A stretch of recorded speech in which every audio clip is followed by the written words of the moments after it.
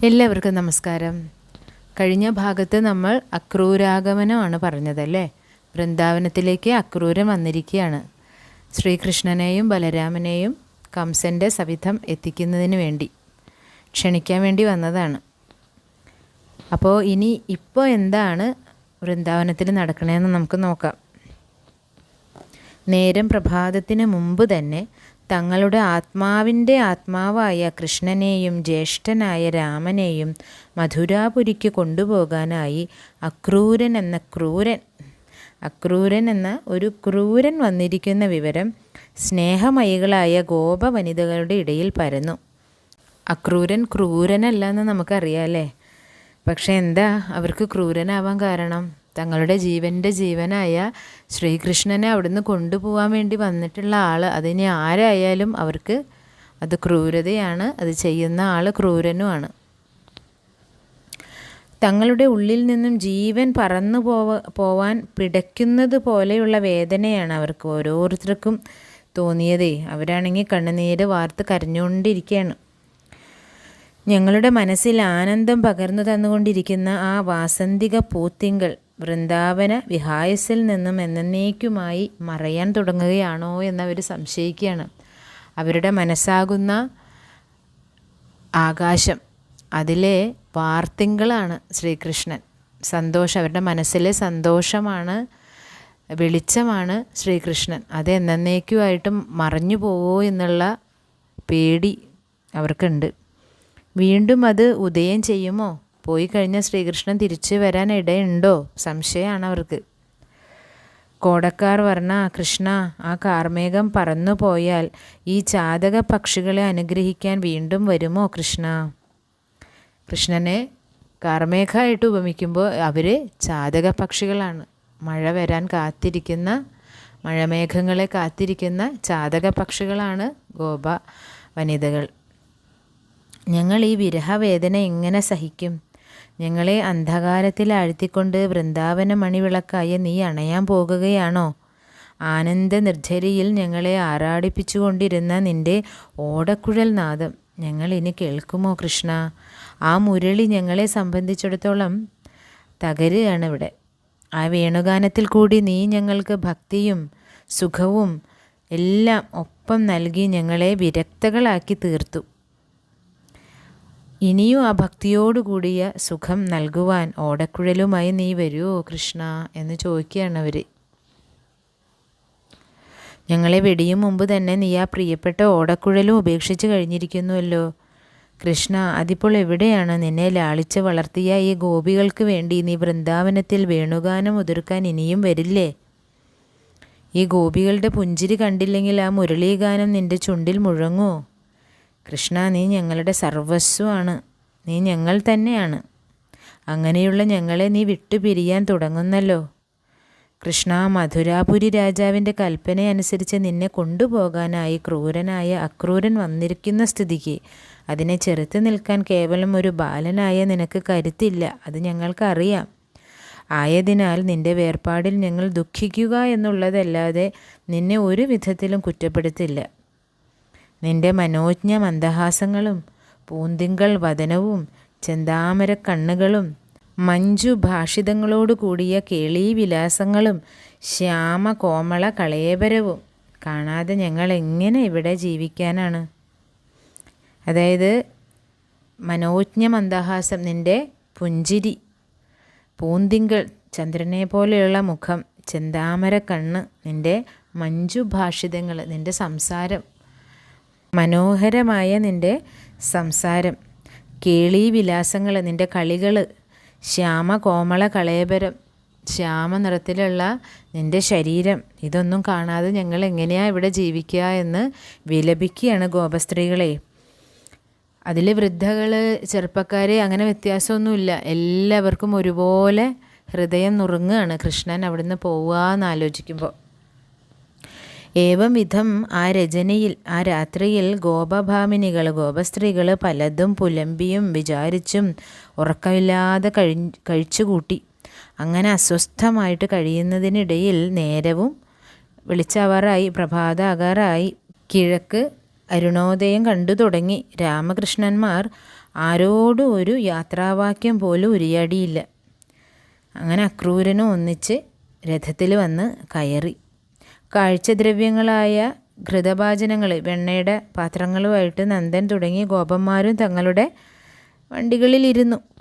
അവരുടെ യാത്രാസമയത്ത് യശോദ വന്ന് കൃഷ്ണനെയും രാമനെയും ചുംബിച്ച് അനുഗ്രഹിച്ചു. കുട്ടികളെ പ്രത്യേകം നോക്കിക്കൊള്ളണം എന്ന് അക്രൂരനോടായിട്ട് ഒരു യാത്രോപചാരം പോലെ പറഞ്ഞു. ആ സമയം ഗോപനാരികളും ഗോപബാലന്മാരും എല്ലാവരും വാടിയ മുഖങ്ങളോടും നിറഞ്ഞ കണ്ണുകളോടും കൂടി അവിടെ വന്ന് നിൽപ്പുണ്ടായിരുന്നു. കൃഷ്ണൻ അവരെ കണ്ട ഭാവം പോലും വെച്ചില്ല കേട്ടോ. എന്നിട്ട് രഥത്തിൽ കയറിയിരിക്കുക. നമ്മയെല്ലാം വിട്ടുപിരിഞ്ഞു പോകുന്നതിന് കണ്ണന് വളരെ സന്തോഷമാണ്. കണ്ടില്ലേ, ഒരു വാക്ക് പോലും നമ്മളോട് മിണ്ടുന്നില്ലല്ലോ, സ്നേഹത്തോടെ നമ്മെ ഒന്ന് നോക്കുന്നു പോലും ഇല്ല. അങ്ങനെ ഗോപാംഗനകൾ പറഞ്ഞ് സങ്കടപ്പെടുകയാണ്. അതിനിടയിൽ അക്രൂരൻ്റെ രഥം സാവധാനം മുന്നോട്ട് നീങ്ങി തുടങ്ങി. പുറകെ ഗോപന്മാരുടെ വണ്ടികളും നീങ്ങി.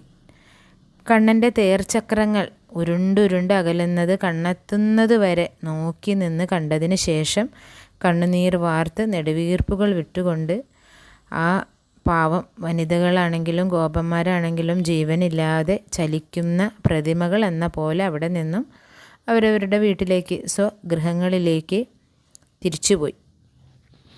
അങ്ങനെ രഥം വനസ്ഥലം കടന്ന് കാളിന്തി തടത്തിലെത്തിയപ്പോൾ അത് നിർത്തി രാമകൃഷ്ണന്മാർ നദിയിലിറങ്ങി ദേഹശുദ്ധി വരുത്തി ജലപാനവും ചെയ്ത് തിരിച്ച് തേരിൽ കയറി വന്നിരുന്നു.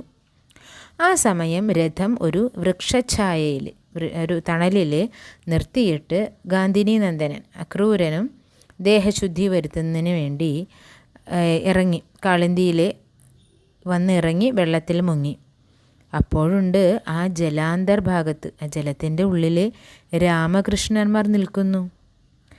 അങ്ങനെ അത് കണ്ട് വിഭ്രമചിത്തനായിട്ട് എന്താപ്പോൾ എനിക്ക് സംഭവിച്ചത് എന്ന് മനസ്സിലാവാതെ അക്രൂരൻ വെള്ളത്തിൽ നിന്നും പൊങ്ങി രഥത്തിലേക്ക് നോക്കി.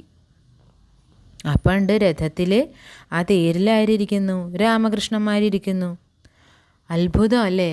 വെള്ളത്തിൽ മുങ്ങി നോക്കിയാൽ അവിടെയുണ്ട്, പൊങ്ങി രഥത്തിലേക്ക് നോക്കിയാൽ അവിടെയും രാമകൃഷ്ണന്മാരിയ്ക്കുകയാണ്. വീണ്ടും ആ ഭക്തൻ ജലത്തിൽ മുങ്ങി. അപ്പോൾ കൃഷ്ണൻ മാത്രമായി ജലത്തിൽ നിൽക്കുന്നത് അദ്ദേഹം കണ്ടു. നിമിഷം കൊണ്ട് ആ ദൃശ്യം മറഞ്ഞു. തൽസ്ഥാനത്ത് വിരാട പുരുഷനായ വിഷ്ണുവിൻ്റെ പൂർണ്ണ വിശ്വരൂപം പ്രത്യക്ഷപ്പെടുകയാണ്.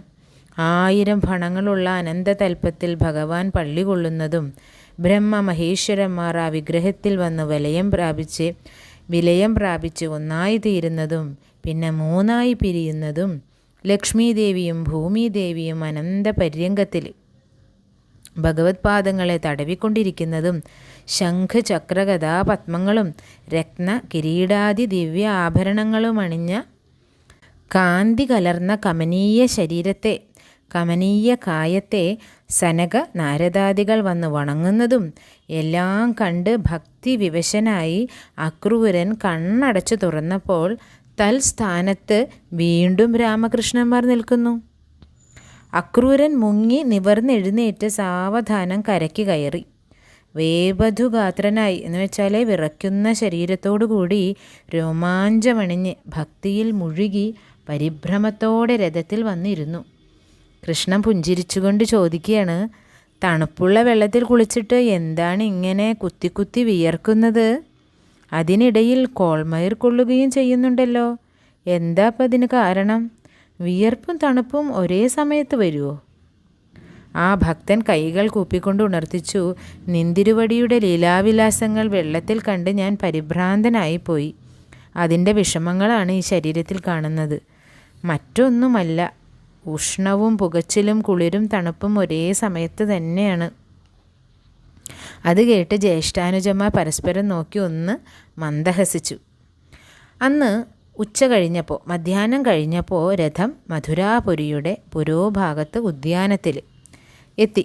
അക്രൂരൻ്റെ തേര് കാളിന്തി തീരത്ത് കുറേ നേരം താമസിച്ചു പോയതുകൊണ്ട് ഗോപന്മാരുടെ വണ്ടികൾ നേരത്തെ തന്നെ അവിടെ എത്തിക്കഴിഞ്ഞിരുന്നു. പിതാവിനെ വന്ദിച്ചതിന് ശേഷം പീതാംബരൻ ശ്രീകൃഷ്ണൻ ഈ അക്രൂരനോട് പറഞ്ഞു, ഗാന്ധിനി സൂനുവിനോട് പറഞ്ഞു, മാതുല, വേഗം തന്നെ പോയി ഞങ്ങളുടെ ആഗമനം കംസമാതുലനെ അറിയിച്ചോളൂ. ഞങ്ങൾ വന്നിട്ടുണ്ടെന്ന് കംസനമ്മാവനെ അറിയിച്ചോളൂ.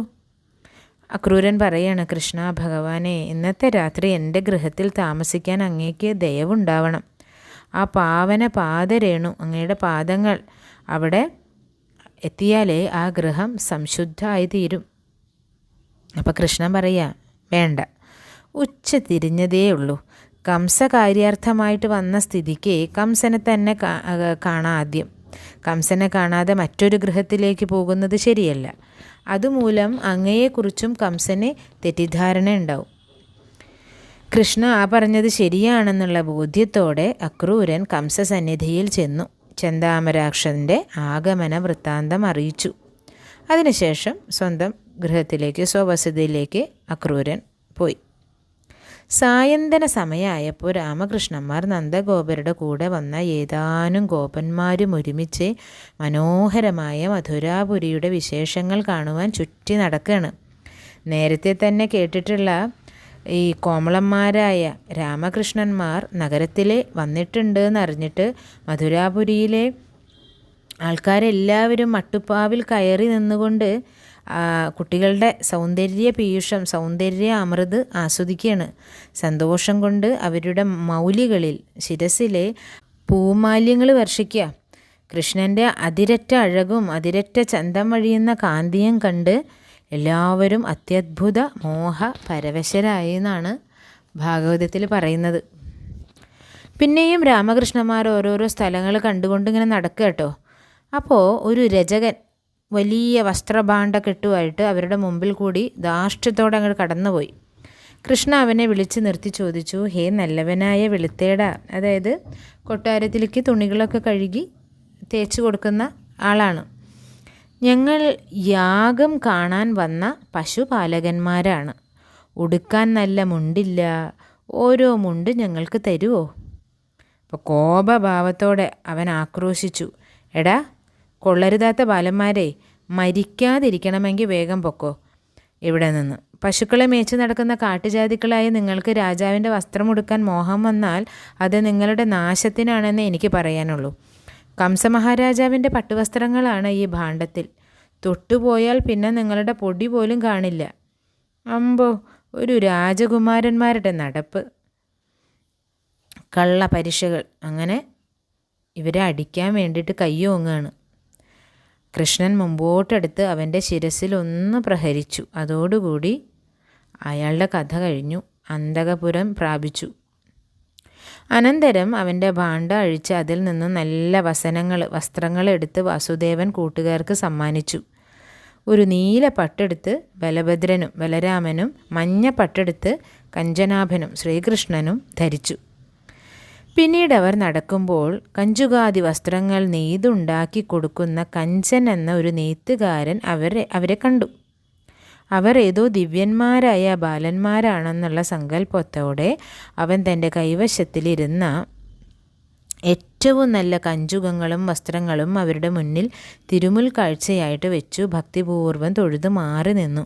കൃഷ്ണൻ അവയെ സ്വീകരിച്ച് അവനെ അനുഗ്രഹിച്ചയച്ചതിന് ശേഷം ആ വർണ്ണവസ്ത്രങ്ങളും കഞ്ചുകങ്ങളും എടുത്ത് ചങ്ങാതിമാർക്കായി സമ്മാനിച്ചു. അങ്ങനെ ഉല്ലാസത്തോടെ നടക്കുന്നതിനിടയിൽ അവരെല്ലാവരും കൂടി ഭക്തനായ സുദാമാവിൻ്റെ ഗൃഹത്തിലേക്ക് ചെന്നു. ആ സുദാമാവിനെ കൃഷ്ണനെ സുദാമാവോ അതിനു മുമ്പ് ഒരിക്കലും കണ്ടിട്ടില്ല കേട്ടോ. എങ്കിലും അവനൊരു വലിയ കൃഷ്ണഭക്തനാണെന്ന് ഭഗവാൻ അറിയാമായിരുന്നത് കൊണ്ടാണ് അവൻ്റെ വീട്ടിലേക്ക് ഭഗവാൻ കടന്നു ചെന്നത്. ആഗതർ ആരാണെന്ന് പോലും അറിയാതെ ആ ഭക്തൻ രാമകൃഷ്ണന്മാരെ എതിരേറ്റ് സൽക്കരിച്ച് പൂജിച്ച് സൗരഭ്യമേറിയ 2 പുഷ്പമാല്യങ്ങൾ നിർമ്മിച്ച് ഒന്ന് പീതാംബരൻ്റെയും മറ്റത് നീലാംബരൻ്റെയും കഴുത്തിലിട്ട് കൊടുക്കുകയാണ്. അപ്പോൾ കൃഷ്ണൻ സന്തുഷ്ടനായിട്ട് ചോദിക്കുകയാണ്, സുദാമാവേ, ഞങ്ങൾ ആരാണെന്ന് വിചാരിച്ചാണ് ഞങ്ങളോട് ഇത്ര വളരെ ഭക്തിയും ഔദാര്യവും ഒക്കെ കാണിക്കുന്നത്? അപ്പോൾ സുദാമാവ് പറയാം, ഒന്നും ഉണ്ടായിട്ടല്ല. അമ്പാടിയിൽ അവതരിച്ച കൃഷ്ണനും രാമനും ഇവിടെ വരാനിടയുണ്ടെന്ന് 2 ദിവസങ്ങൾക്ക് മുമ്പ് അക്രൂരൻ ഒരാളോട് പറയുന്നത് ഞാൻ കേട്ടു. ദിവ്യന്മാരായ ആ കുമാരന്മാരായിരിക്കും നിങ്ങളെന്ന് ഞാൻ ഊഹിച്ച് എൻ്റെ ഭക്തി പ്രകടിപ്പിച്ചെന്ന് മാത്രം. അങ്ങയുടെ ഊഹം തെറ്റിയിട്ടില്ല. ഞാൻ കൃഷ്ണനും ഇദ്ദേഹം എൻ്റെ ജ്യേഷ്ഠൻ രാമനുമാണ്. അങ്ങയുടെ ഭക്തി കണ്ട് ഞാൻ സന്തുഷ്ടനായിരിക്കുന്നു. അങ്ങയ്ക്ക് എന്തു വേണം പറയൂ, സാധിച്ചു തരാം. സുദാമാവ് തൊഴുതുകൊണ്ട് പറയാണ്, അടിയന് പ്രത്യേകമായി ഒന്നും വേണ്ട, നിന്തിരുവടിയുടെ അനുഗ്രഹം മാത്രം മതി. സർവവിധ ഐശ്വര്യങ്ങളോടും കൂടി ജീവിതം നയിച്ച ഒടുവിൽ സായൂജ്യപദം പ്രാപിക്കാൻ കഴിഞ്ഞാൽ മതി എന്ന് പറയുക. അപ്പോൾ ഭഗവാൻ അങ്ങനെ തന്നെ സംഭവിക്കട്ടെ എന്ന് പറഞ്ഞ് സുദാമാവിനെ അനുഗ്രഹിച്ചു. അങ്ങനെ അവർ വീണ്ടും യാത്ര തുടരുന്നുണ്ട്. പലരെയും വഴിയിൽ കാണുന്നുണ്ട്, അനുഗ്രഹിക്കുന്നുണ്ട്. അത് നമുക്ക് അടുത്ത ഭാഗത്ത് പറയാം. എല്ലാവർക്കും ഭഗവാന്റെ അനുഗ്രഹം ഉണ്ടാവട്ടെ കേട്ടോ.